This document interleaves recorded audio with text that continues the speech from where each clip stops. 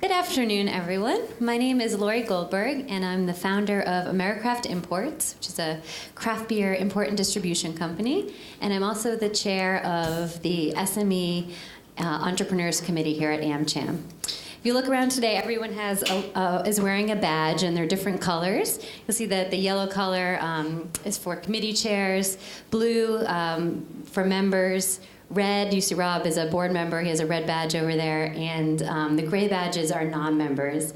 And so we always like to encourage those with the gray members to consider joining AmCham. So today we're here to talk about how to attract, retain, and retain talent as an SME. So we have 4 fantastic panelists here today, and I'd like to introduce them. Our first panelist is Felicia Choi. Felicia is the co-founder of Choi Valentine & Company, which is a consulting and leadership development firm. Felicia is a featured speaker on management development issues at conferences in Europe, the US, and Asia. She's previously served as the GM for Asia Pacific for Hewlett-Packard and the CEO of the Amado Group.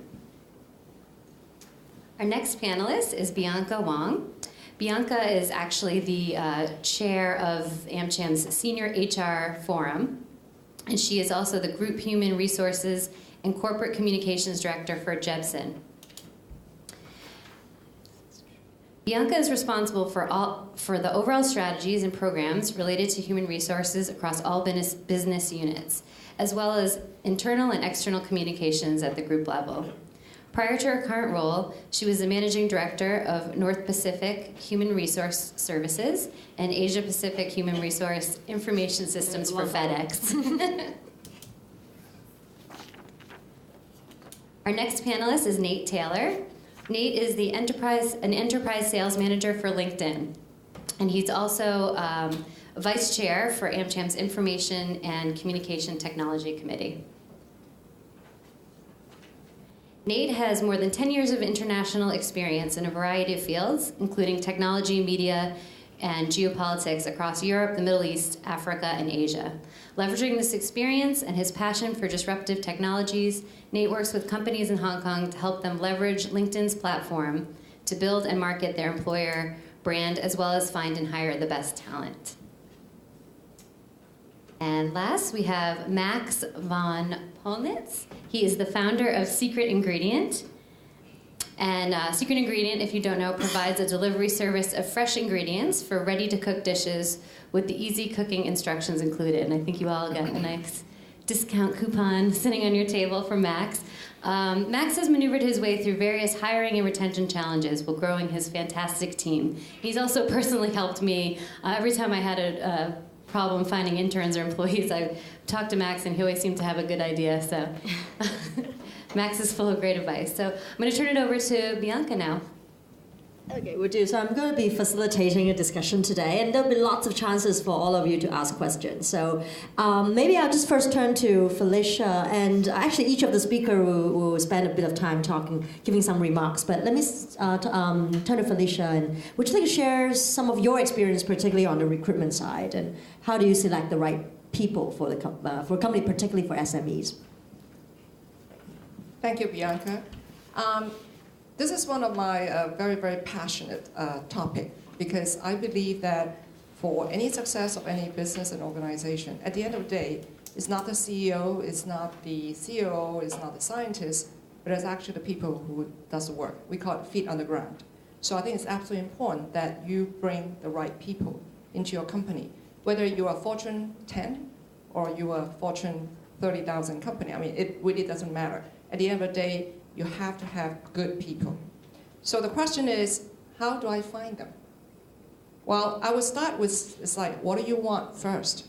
So I think especially for SME, I think it's really important that you have a clear vision of where you want to take your company or your business to. And even though if you may not be the CEO or the owner, but I'm sure that if you work for SME, you would own a big piece of it. So it's really important is that where do you want to be, in your kind of domain? Because that is really important to help you define what kind of people you're going to find.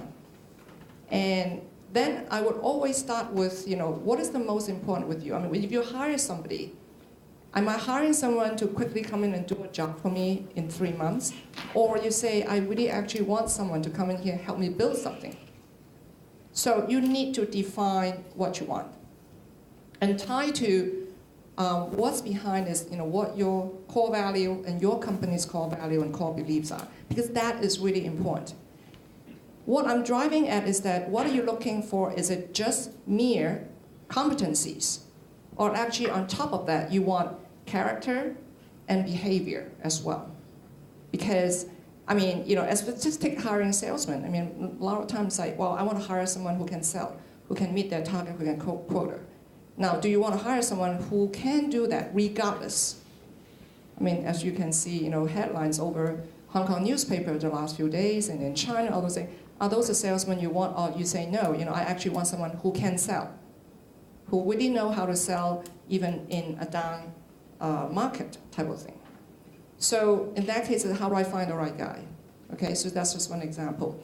So I think there's one, there's two general ways of, interviewing and finding people. One is the traditional interview per se. Is that you say, please tell me what have you done. Please tell me about yourself. Please tell me about your accomplishments. And pretty much, I think a guy who come and interview with you can prepare that and tell you and give you what you want to hear. They look at your job definition and can tell you, well, this is my track record. But there's, I think, another one that widely used, and I think when I was with Hewlett-Packard, I think every single manager is actually trained on that, how to do behavioral interview. And what that means, the big difference is that you probe. You actually try to find out what a person has done in a certain situations in order for you to determine whether that person had the capabilities or not. So for example, instead of say, tell me about yourself, what you want to is say, can you share with me one of your proudest moments in your life?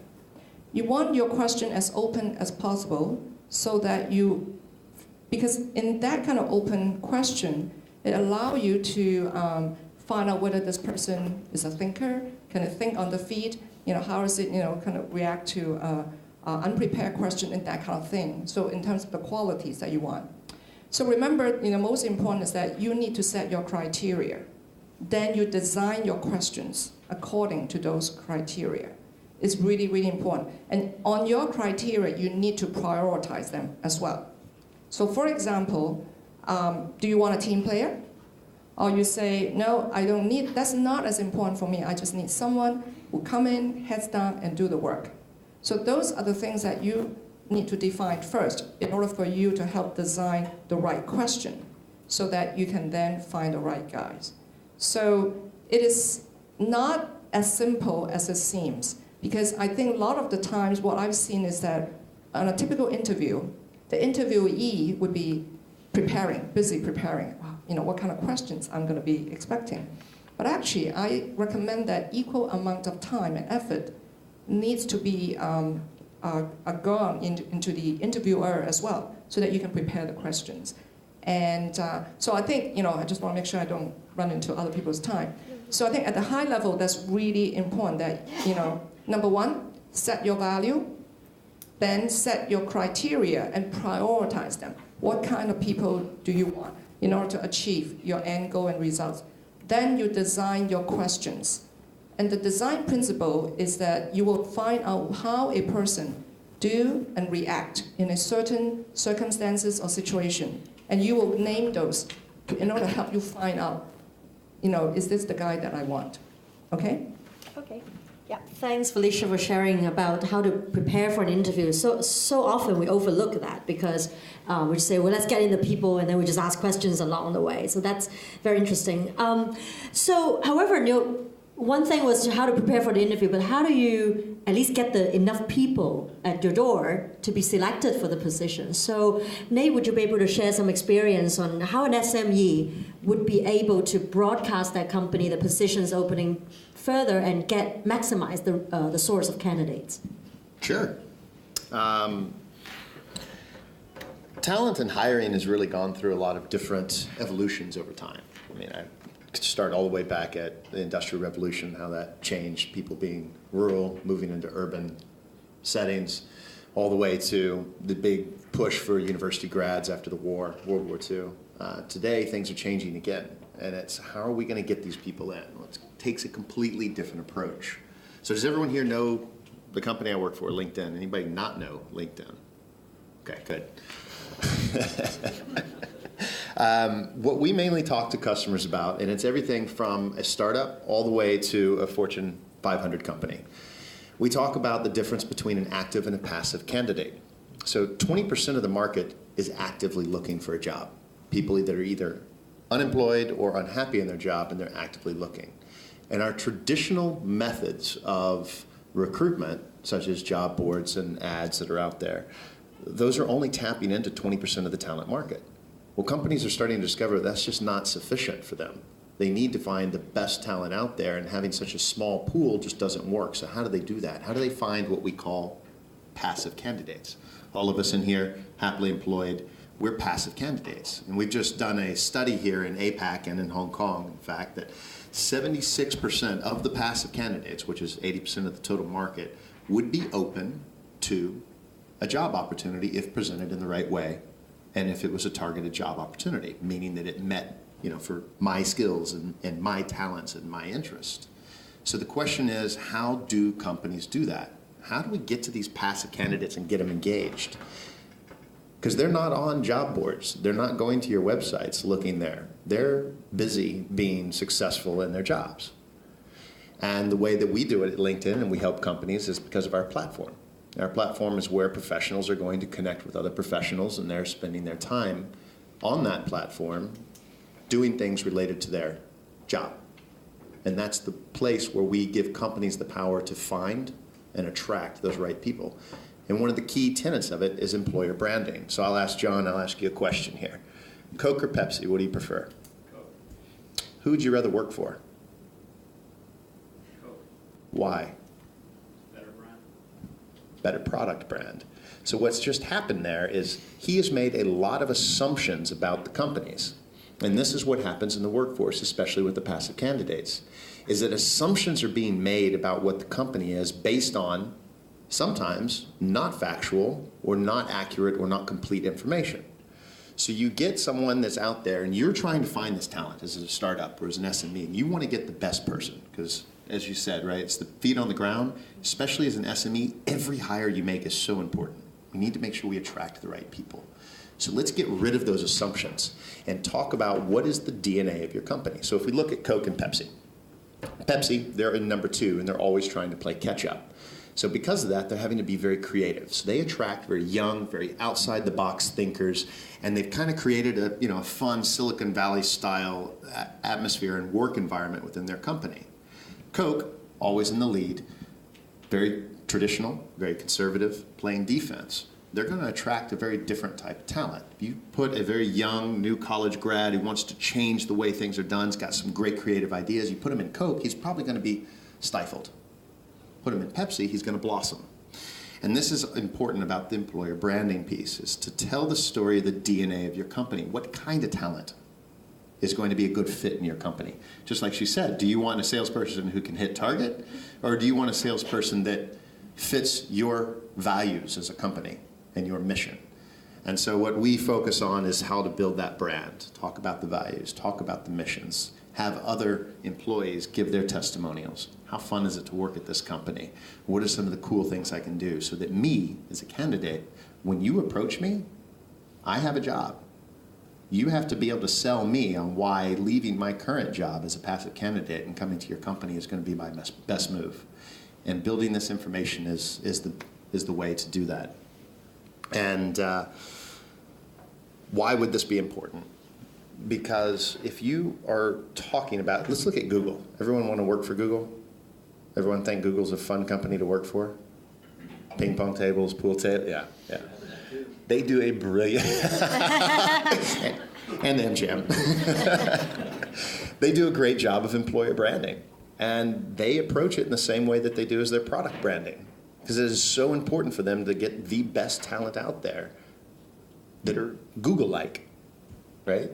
Not HP-like, Google-like. two very different types of personalities, and attract them. I mean, they've gone as far as to make a movie, The Internship, to talk about their employer brand.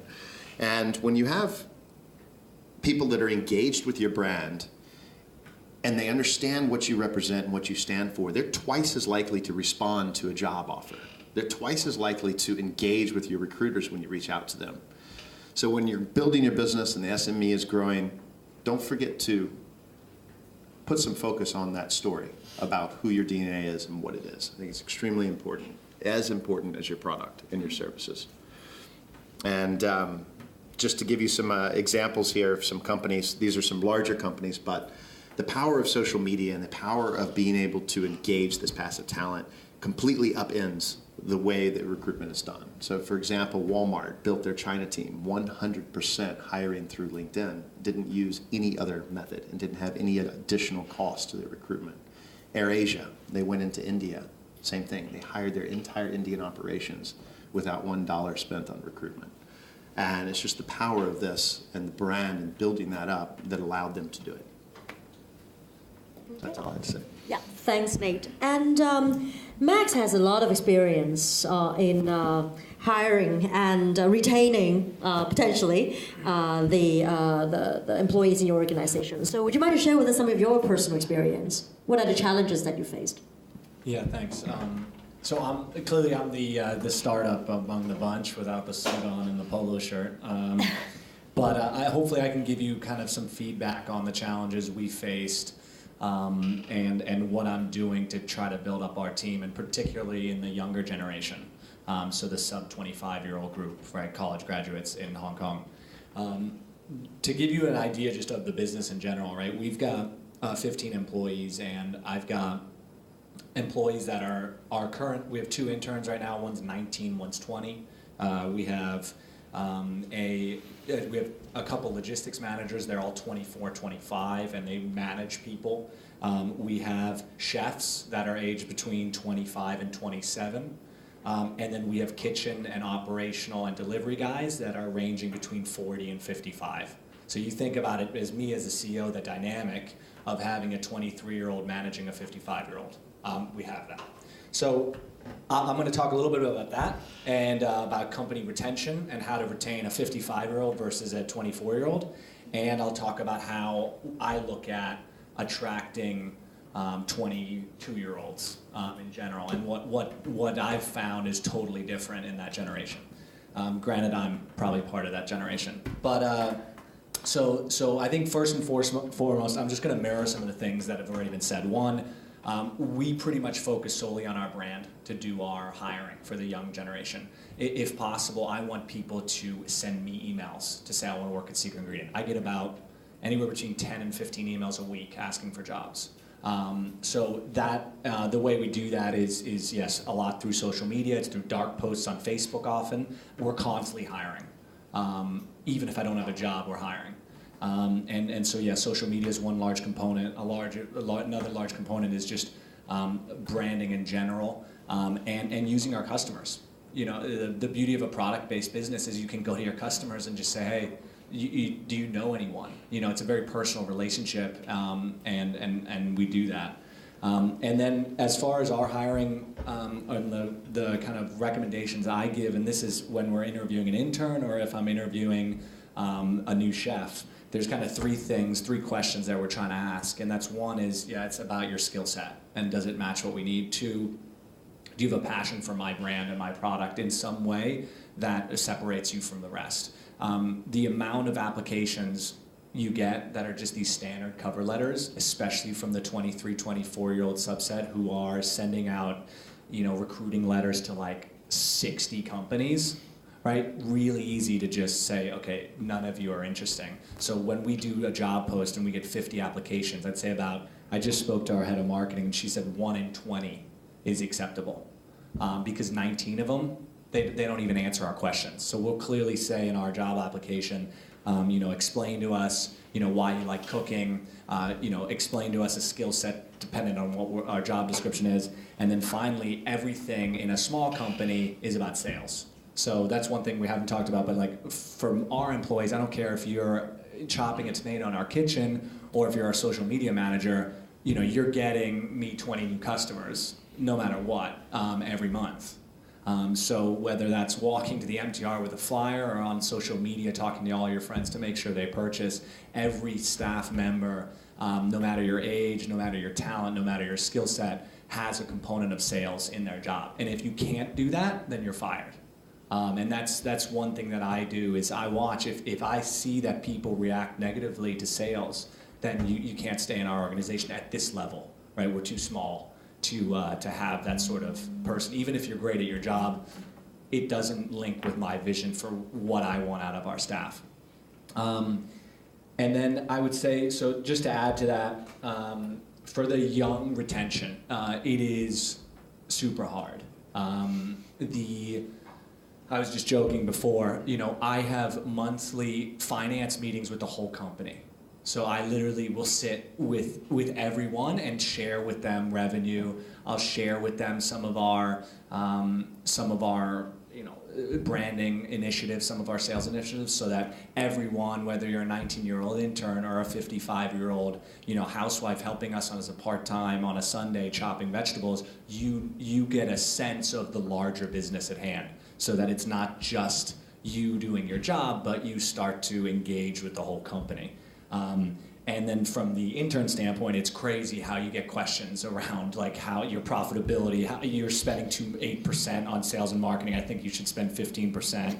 Like, you're like, where did you learn that? What is happening here?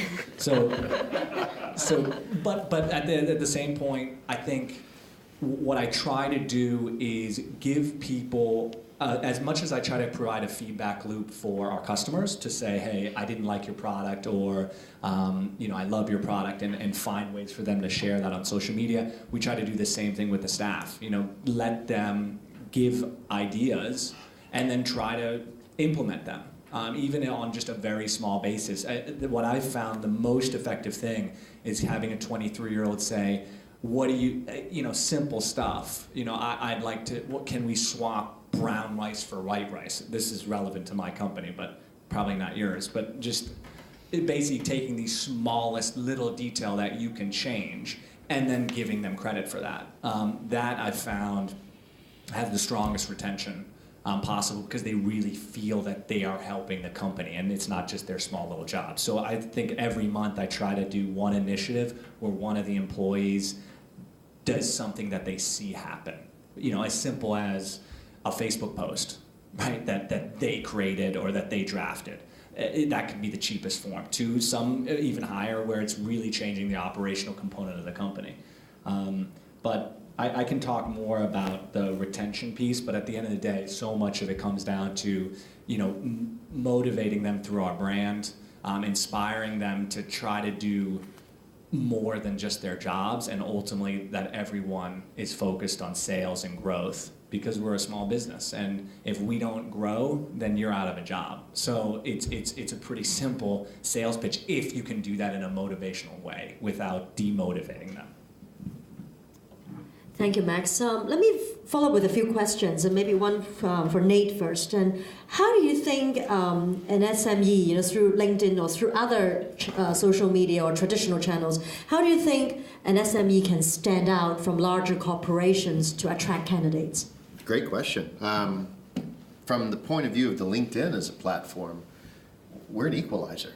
Right? The platform is as equally open to an SME as it is to a large SME.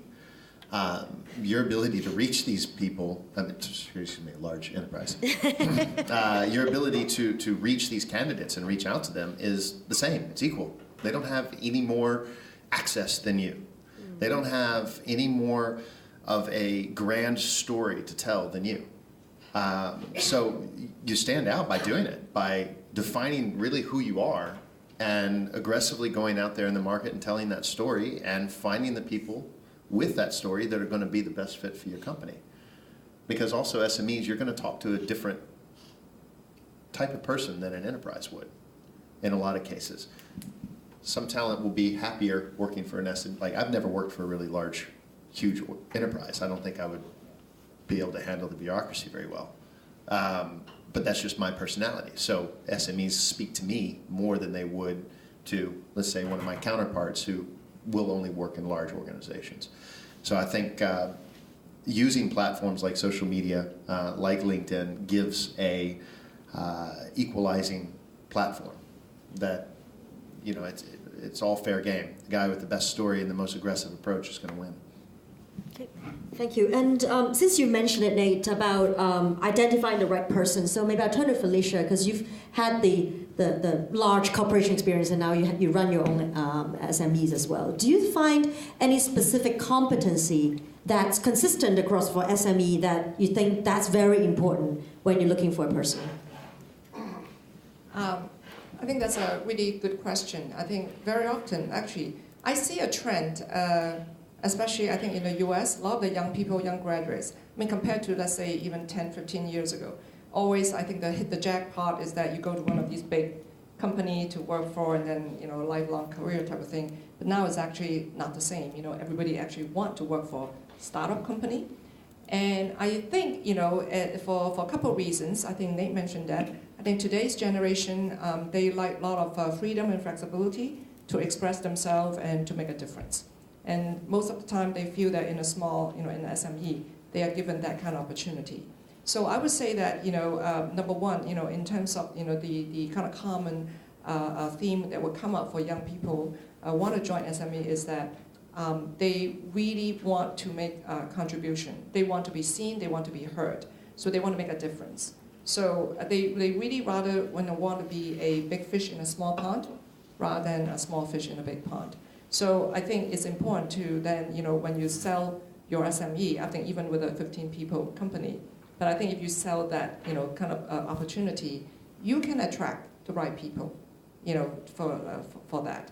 So I would say that, you know, what you look for is, you know, there's some entrepreneurship in that, you know, person, as well as really want to make contribution, make a difference, and that immediate financial return is not high on the priority.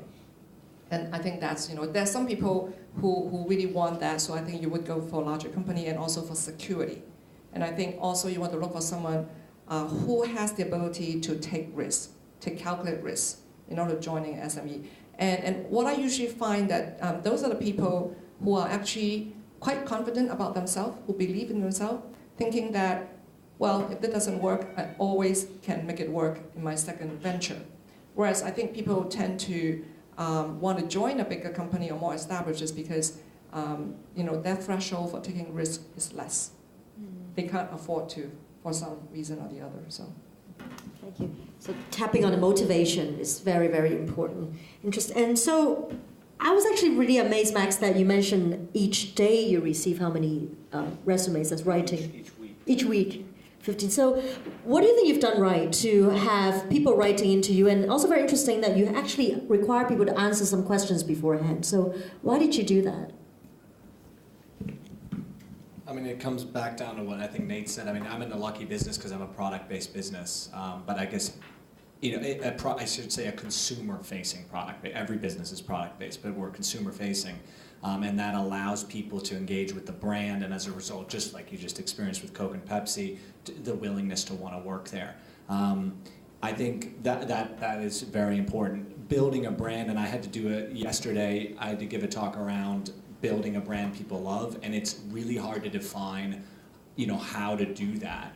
I think the best way that we've done it is to try to be really active in channels that people can react to. So we've been, you know, social media has been really helpful, but even just event-based marketing has been really helpful so that, you know, people can interact with the brand. Putting a face to a brand, putting a human being behind a brand can be really effective and very powerful. And so that's a lot of what we try to do, is so that it's not just Secret Ingredient, but it's head chef Jesse from Secret Ingredient, or it's logistics manager Ming from Secret Ingredient. So there's always this kind of personal interaction, even though we're an e-commerce business.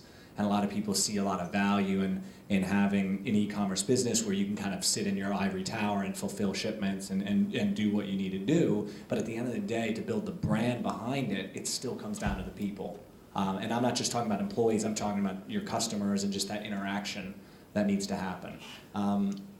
So that probably helps you know, considerably for how we try to grow. But I think a lot of it just comes down to being also really strong in the digital world, and just focusing a lot of energy on that. I don't care if you're not a consumer-based business or a B2B. The fact is, people are on these things all the time. So if you can't interact with your customer, if you can't interact with your employees, if you can't interact with anyone that you're trying to reach through their mobile phone, then you're failing at something. And if you think that you can survive without that, then you're also failing. I mean, we're trying to build apps even for 15 employees, ways for them to communicate internally more. We use WhatsApp and pictures and just, we have our own system that allows them to kind of talk and add comments through a project management tool called Trello. It's a pretty large tool. I mean, there's so much now through apps that you can help drive branding, not just through your consumer, but through your employees, so that even in a company of 15, they're interacting with one another every day. Thank you, Max. Maybe we're now opening up to the audience to ask questions. And if you're interested in asking a question, please identify yourselves as well as your affiliation. And if you have a question specific to one of the panelists, so please let us know as well. So, any questions? Hi, my name is Ian Billingham. I have a consumer product marketing background. I'm taking 6 months off. Awesome. Can I join you? You actually, it's a general question to the panelists. There wasn't mention in terms of the role of a recruitment firm. You talked about going direct to the market. Your thoughts about that, and what are the pros and cons of having a recruitment firm handle your needs from the recruitment standpoint, or even trying to get out in the market and search? Okay. Thanks. Felicia, yeah. I think that's actually very often, I'm talking from a SME perspective, right? So it's a function of your time and resources. So for example, I think if you are the hiring manager and you have very little time, all right, so it's kind of, look at that as a form of outsourcing. So if you can find a good recruiter and you're willing to, pay the fee, then I think you save time that way.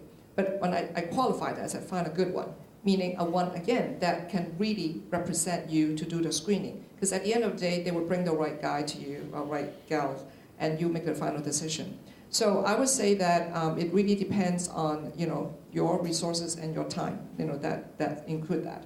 And really, your ability also to find a recruiter that can really truly work like your partner in that sense. So, but my experience with SME is that most of the times that, they would do that themselves. It's just because that, a lot of the recruiters, in my experience, I mean, they tend to work for big firms, so they may not be probably as experienced in actually recruiting for SME, may not be able to represent your interests as well. So that's just my own personal experience. Nate, anything to add? I definitely agree with Felicia on that, right? It's time to money value for you. If you have the time to do it internally, because you, as a company, you're going to be able to sell who you are much better than a third party ever could, right? Because you know what you're looking for. It's like when you walk into a room and you meet somebody. It's your sixth sense. You just instantly can tell whether or not you're going to get along with that person, whether that person's going to be a good fit. Same thing with dating, right? You're not going to outsource someone to go find your girlfriend for you, right? You never know. Bad example.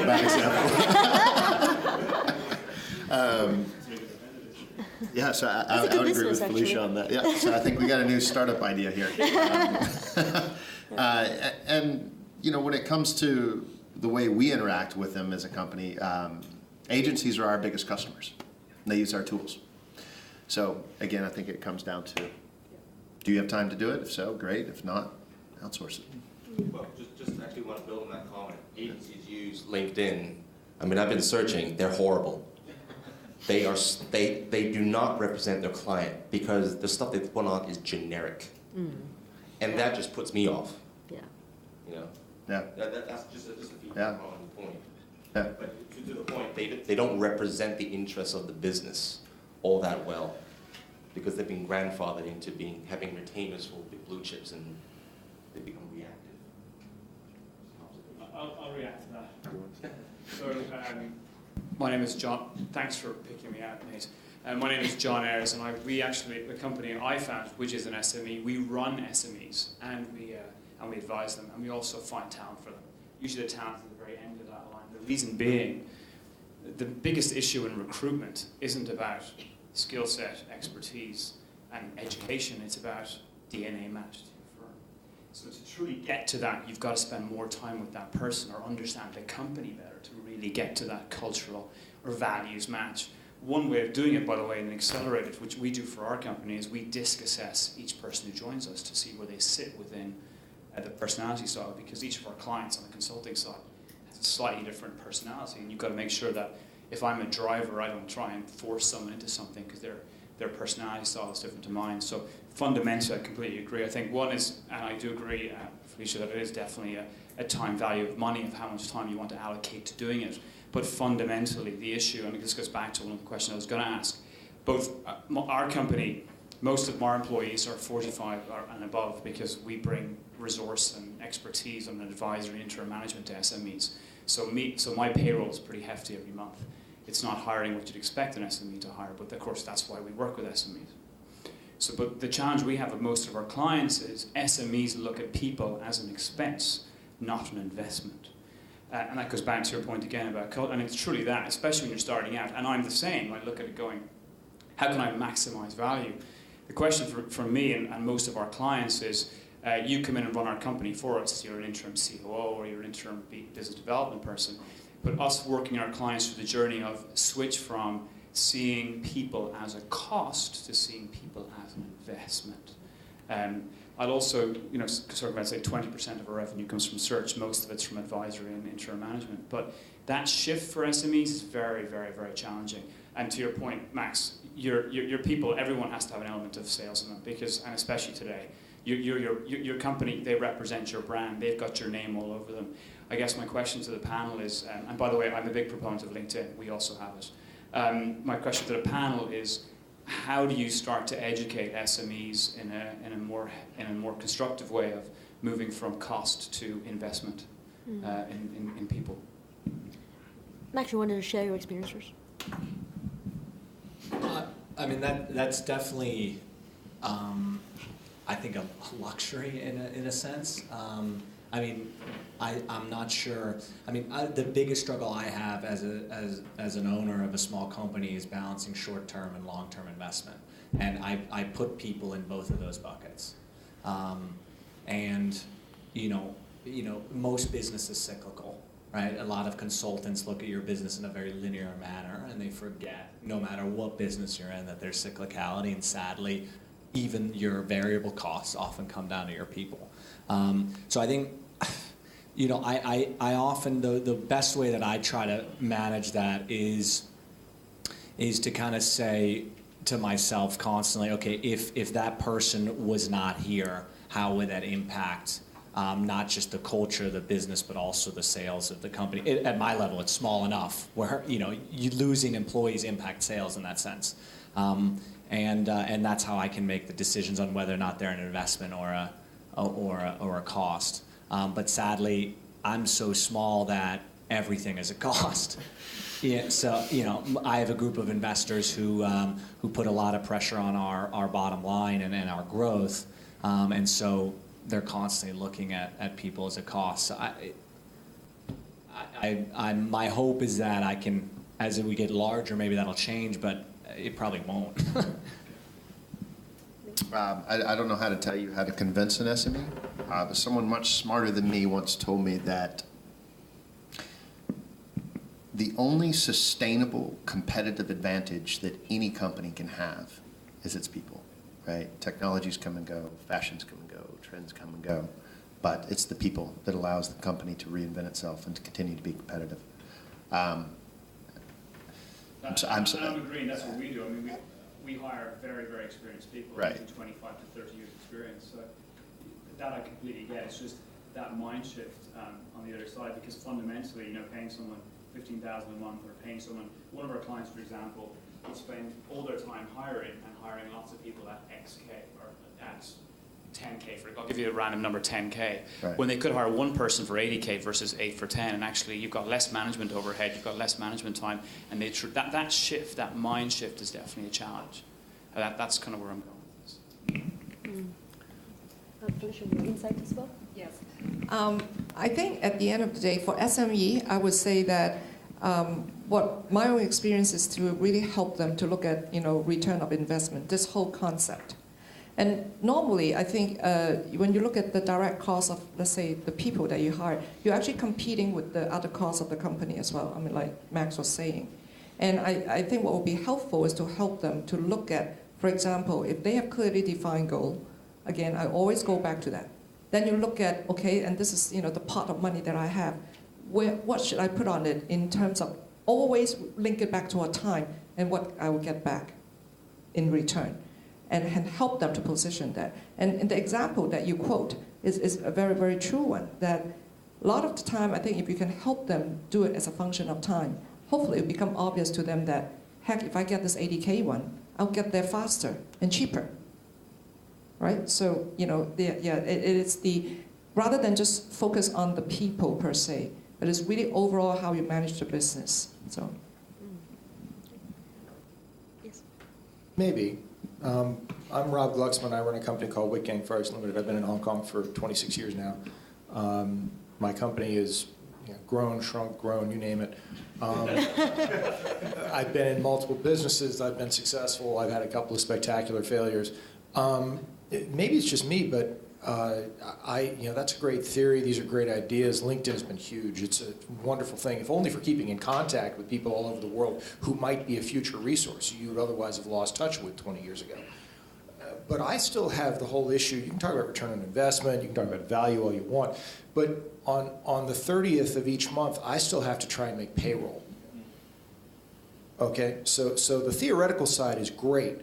But I've got employees who have flats in one of the most expensive cities in the world, who have children who have this incredible expectation to be able to eat every night.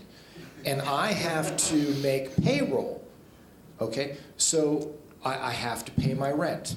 So the practical side, the issue that I've found for a very long time in Hong Kong is that the vast majority of people have no interest in working for an SME. Okay, that has always been my issue. Admittedly, we're a technical company. We deal in chemicals. We deal in specialty fertilizers and things like that. So I'm looking for example, chemistry grads from Hong Kong UST. Now, a decade ago, I went over to the UST interview, career services operation. I presented the whole thing. They had 35 graduates coming out. We had of those, in fact, it was more. It was 120, because we said biology, biochemistry, you name it, we got a job, here's the deal, here's the description, this is great. Of those 120 or so people, we had 4 people agree to come interview with us. None of them showed. Now, I went back and asked, and it wasn't because I hadn't showered, it was because they wanted to work for Bayer. Okay, they wanted to work for J&J. Okay, they wanted to work for big companies that everybody heard of. Now, obviously, Max, what you're dealing with something similar to a fast food model where you've got people coming in, you've got younger people, you're trying to systematize things. That's a different kind of hiring thing. But the day-to-day reality of what I think a lot of us deal with is very different from what you've described. I don't know if I'm an odd person, but the flip side of that is, I'm reasonably successful. I've got some money, a little bit of money in the bank, but I got a lot of money in inventory, I got a lot of money in overheads, and I don't have $5 million in the bank so that if I want to go, worry about my return on investment, I can go pull a little money out. No, I don't run that way. And you go talk to a lot of companies that are not Google, okay? Hundreds of thousands of small businesses all over the world. The issue is not that they're poor. The issue is that they got all their money invested in their company doing stuff every month, and they got to make payroll. So how do you, and again, LinkedIn has been huge, but how do you overcome the fact that Hong Kong is an incredibly expensive place with an incredibly conservative population when it comes to big names? Everyone wants to work for Chung Kong. Okay. How do you address that? Now, Max, obviously, I'm not different. going to answer the operational piece. You're right. Forget the operational staff. Let's focus on our marketing staff. People I might pay 30 to 40,000 Hong Kong a month to. Right. Our CMO gets paid 35,000 Hong Kong a month with vesting equity. Plus the lower end with social media staff get higher than that. So I mean, I'm facing the similar issues. And this is going to sound super narcissistic, but we might as well be honest. And my view at this size of a company is it's all on me. And so here's why. It is my job to inspire, and if you're a shitty salesman as a CEO, then get the fuck out of the business. Because seriously, and if you're not a good CEO salesman, then either find somebody else to run your company, right, that can do it, or you're going to find problems. And it comes down to getting products, and it comes down to your employees. My marketing staff, the only reason they continue to work, in my opinion, is because I got to every day be like, we're going to become a multi-million-dollar business, you're going to kill it, your 1% is going to be worth $100 million, and I can't even pay them at the end of the month, right? I know I don't have enough money in the bank that I can't pay them. But I'm still selling that dream every day, and it sucks, right? So, which brand of instant noodles do you prefer? Yeah. So that, I mean, and that sounds terrible. I wouldn't say that to most people because, you know, but it does come down. It feels like it comes down to you to constantly lie, sell, and kind of motivate.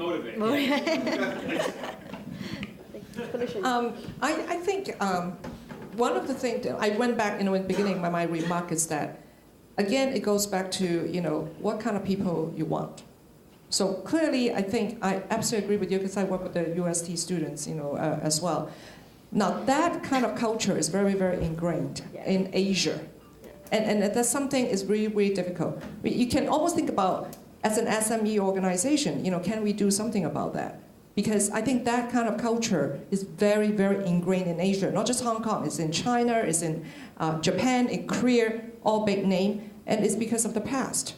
But heck, if you look at, I think in the US, that does not exist anymore. In fact, going into a big corporation is actually even more unstable because you don't know when you're going to get out tomorrow, all right? I mean, look at some of the employment contract. There is no contract. There is no job security. So I agree with, Max, is that if you know how to sell your company, you will then attract the right people. But because you're not going to offer the same benefits as J&J or IBM, for that matter. So you would offer something else. I'll give you my own personal experience that for the first year, I'm a computer science engineer by training in college. When I first got out, I worked for a startup company that's only have 15 people. Now that's a big deal in many, many years ago. A lot of my classmates had went to IBM and HP at those days. But and I look back, that was one of the best time of my career because I got to write editor as a fresh grad. Operating system, that kind of things. When I went into the big company, my gosh, you are down to like the little piece. So now, when I'm SME myself, I sell to people is that you got to do the whole thing. After you come through work here for a couple, you can actually go and run your own company and be a CEO, but maybe not a corporate manager. So, I think if you want to be a corporate manager, then move. And I think it's that kind of thing, so. If I may just add, because you talk about UST and I'm not supposed to add, but I just, because I interviewed a lot of, being an HR person, I go to a lot of universities, does a lot of graduate recruitments and talk to a lot of students. And to me, also think about, that's why the channel is so important. Think about where you're getting those people. So if you want a biology major, chemistry major, do you really go to UST or you go somewhere else? Because there will be a particular interest for certain corporation, or for certain institution, because they were, the school actually gives people pressure, give the professor, the career, whatever, affairs center, pressure of having placed so many people in these large Fortune 500 companies. So that drives the whole culture of the university, actually. What interesting was I've been doing a lot of recruitment talks in China, and excellent, and I'm actually also an engineer by training, by the way. So, and I've been to SME who didn't pay me for 4 months, but I stayed. So that makes a difference. But anyways, I found that there was a lot of students elsewhere, there are other channels that they were very upfront and say, I want to be an entrepreneur in 5 years, but I want to know how to do this, and I don't mind, working my ass off for 5 years to learn how to do that, and maybe eventually I spend my own company. So you may not expect them to stay for 30 years in your organization, but that 5 years they're going to invest in you, then you're going to invest in them, is going to pay off. So I think really think carefully and talk to people and research a bit about where you find a person, because certain large institution does have different pressure to the students in particular as well. So while I still agree that there's certain Asian culture of working for large organizations, it's family feels better, parents feel more secure and so forth, I definitely think that the mindset is gradually changing, and the ability to have more ownership on their work, more ownership on their product, their achievement, it's going to be attractive to some people, not all people. Sorry to add. Questions at the back? Jessamine from Stevenson Harwood. My question to the panel is, from my line of work, and I'm a lawyer, we often notice that with respect to SMEs more than any type of other enterprise, you run the very big risk that your staff, once they've learnt the business, will then look to leave as an individual or as a team and set up a competing business. Now, as lawyers, we can put restrictive covenants in place in the employment contracts that might keep them out of the market for a specific amount of time, so that they can't compete. I'm interested in finding out how as you as business owners actually take steps to deter your staff from potentially looking to leave and set up in competition. What, did LinkedIn have that problem? $1 billion idea. Well, I can answer it from my standpoint, and I don't care. Is the best answer. The executional component of setting up a business at scale is so difficult that if I'm not interested in competitors who want to run $1 million business, and we now have a bunch in Hong Kong, and we have plenty worldwide. To get from $1 million to 20 million, that journey and execution is so ridiculous that I imagine, more power to you if you can do it. And that's at my level, right? I know that that's a much bigger problem once you are a $50 million business, and you really do need to start worrying about that. So I can't answer on that level, but just from my personal experience, one of our employees or an old employee is working at a competitor in San Francisco, or at least advising a competitor in San Francisco. I mean, does it really matter? No, but I wish we could keep that intellectual property some respect, but we can't. So yeah, that's all I can do.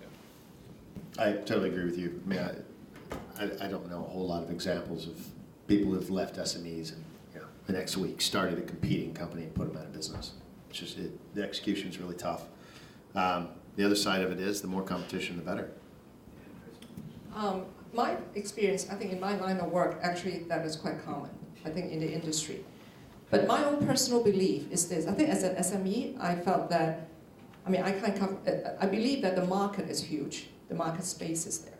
So I welcome competition, and I focus on make sure that I build in the differentiation and in terms of the uniqueness in my own offering and services. And it again goes back to, I think, when you again first find your partner or your employee, is that how do you again factor that in when you look for them? So hopefully if you have that in mind, you would be able to find the right person, at least closer to it, that you would avoid that to happen. But also I think there are some business that you can't avoid that, and you have basically say, especially in SME, is that you will welcome that competition in terms of the market is big enough, and just be diligent in building your own differentiation. So. Thank you. Questions? My name is Michael Hung. I work for Core. We're a software company. I think reiterate some of the points that was made earlier.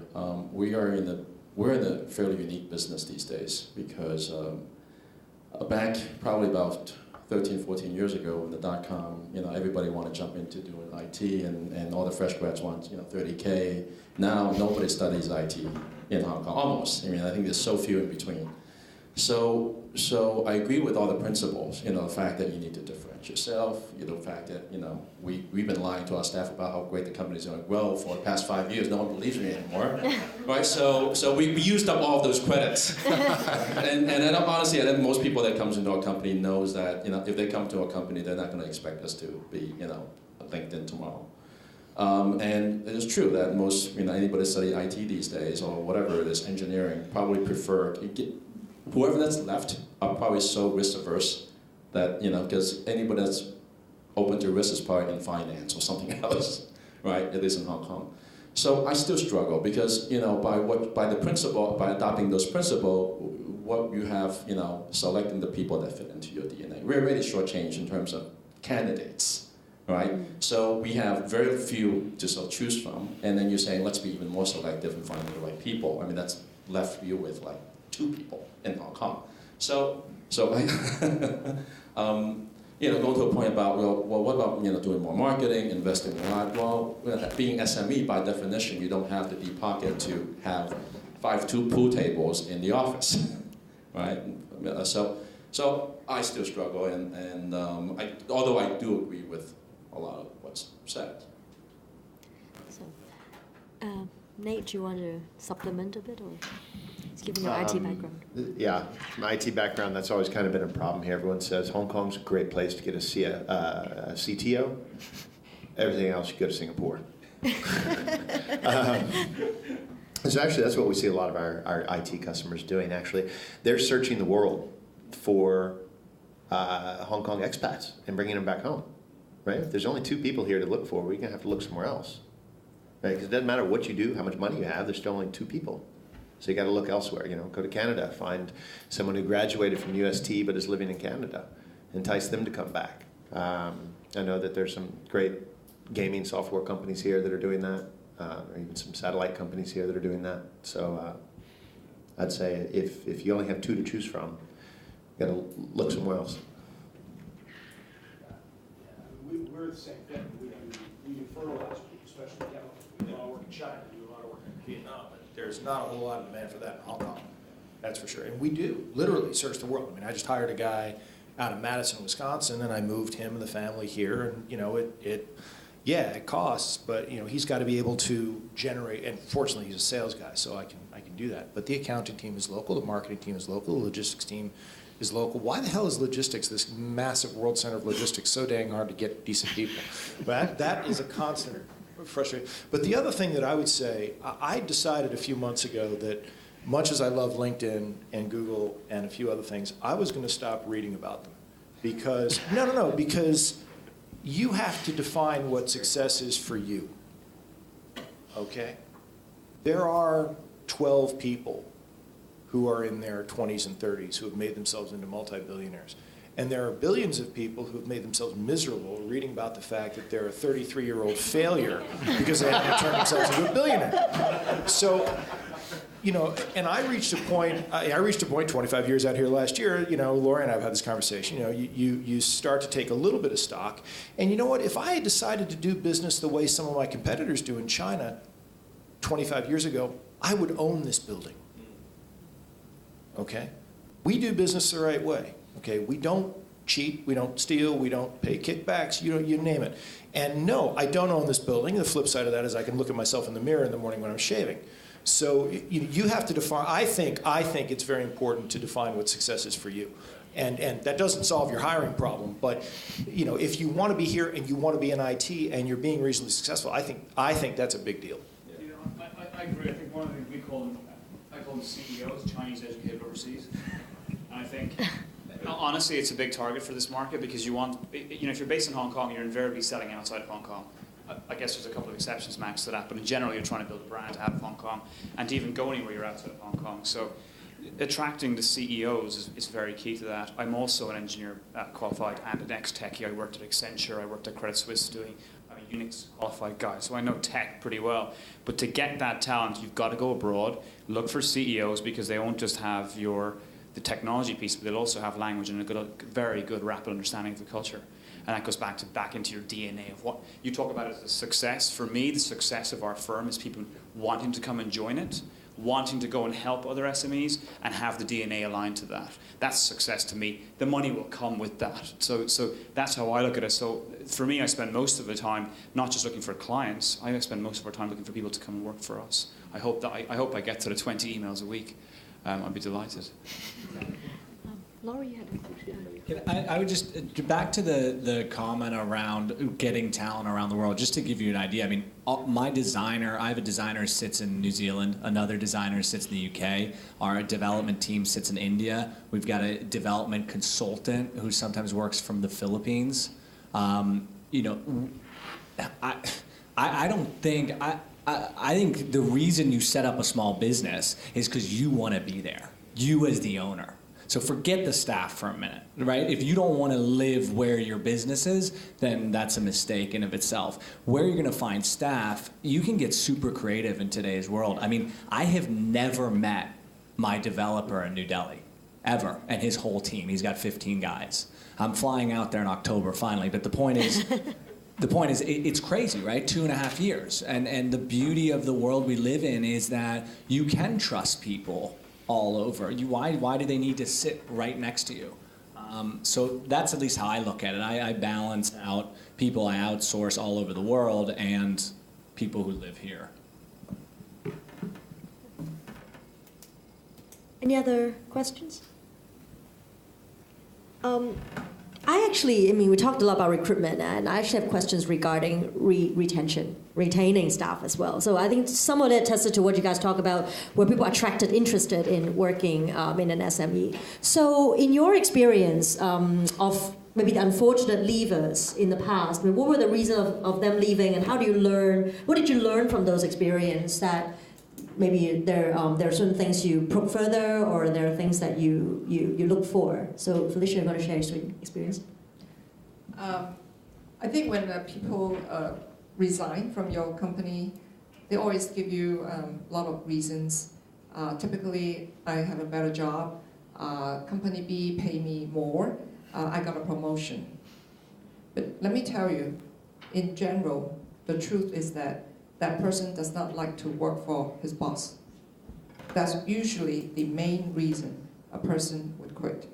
So I'm not saying it's 100%, but I think if you bear that in mind, so when a person resigns, this actually is an alarm bell for you, because whether that person is working for you or working for one of your people, you know, that's something you want to look into. Because it's so much easier to say that so-and-so pay me more, because they know that you probably won't match, especially if you're SME, and you let them go. Most people is very reluctant to say that I cannot work for John. And no matter what culture you're in, usually you will not want to say that, because everybody knows that I don't want that to be backfired. This is a small world and all that. But usually, it is the case. It is the case. And I think if your people, let's say, at a given certain period of time, you have a massive attrition.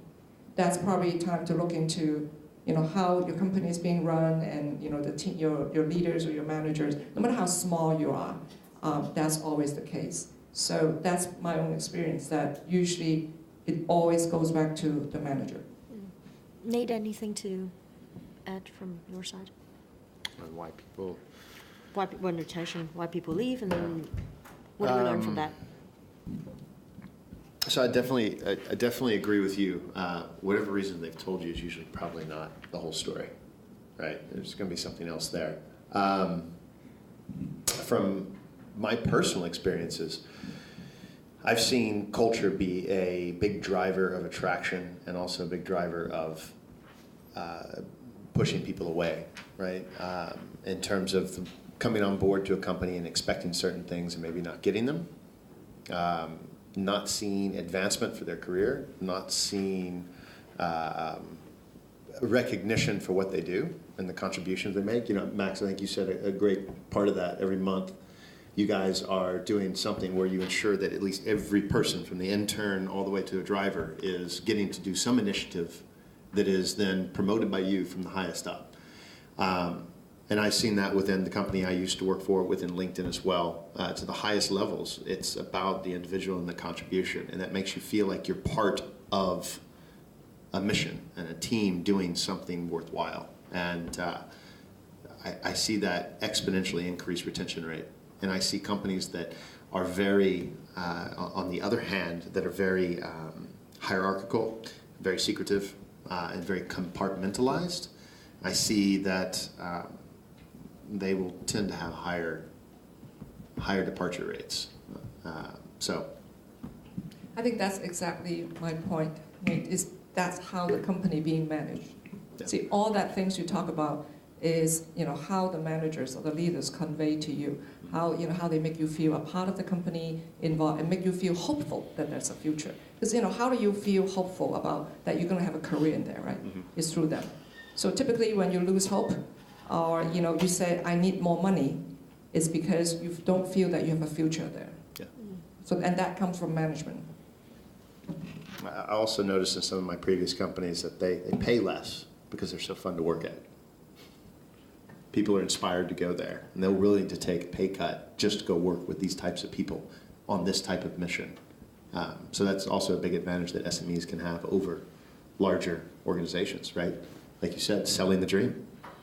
You guys, it's glass ceiling as a small company. All these big companies we're talking about, they all started as small. Right? It's about selling that dream, and you can attract some of the greatest people and keep them by keeping that dream alive. Okay. One Yes. thing I would add to that, I mean, the good thing, that's one area where I think there is a real positive part to the picture. Part of this is your fault because you've made the world so small and you can find other people who used to work for you. But in general, seeing that Hong Kong's growth is not as fast as it was, we lost a lot of people in China because when Shanghai's growing 22% a year, well, it's Silicon Valley 1999 all over again. So that's one area where now we're getting to sensible growth. So I think the macro picture now is a lot better for those of us trying to build real businesses that we want to be around for more than 3 years. And I've seen that just in the last 24 months, both in Hong Kong and in China, definitely.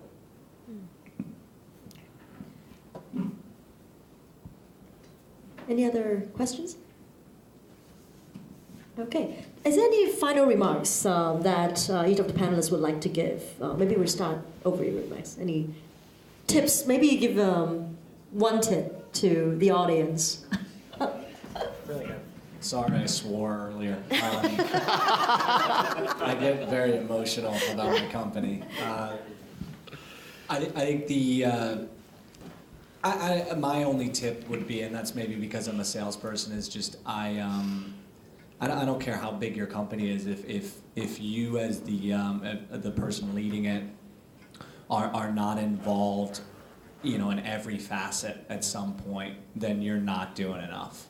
And I just don't. I meet so many company leaders who, if I ask them, what they might have 1,000 employees, I still feel like they should know somebody's name in the warehouse, right? At least one person. I don't expect you to know everyone, but at least one guy.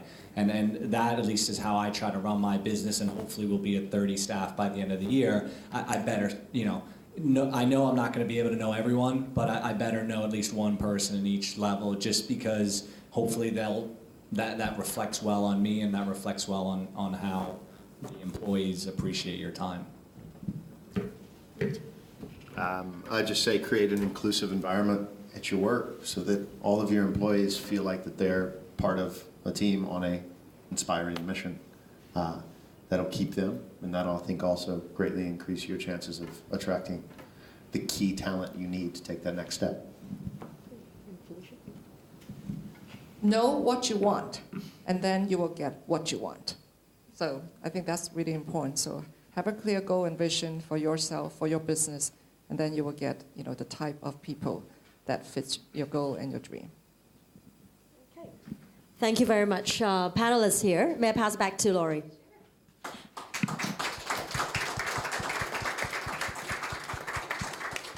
I just want to thank again Felicia, Bianca, Nate, and Max for such a fantastic presentation. I know I personally learned a lot and can't wait to go back and start implementing some of their suggestions at my own business. So thanks a lot, and it's a small gift from AmCham for each of you.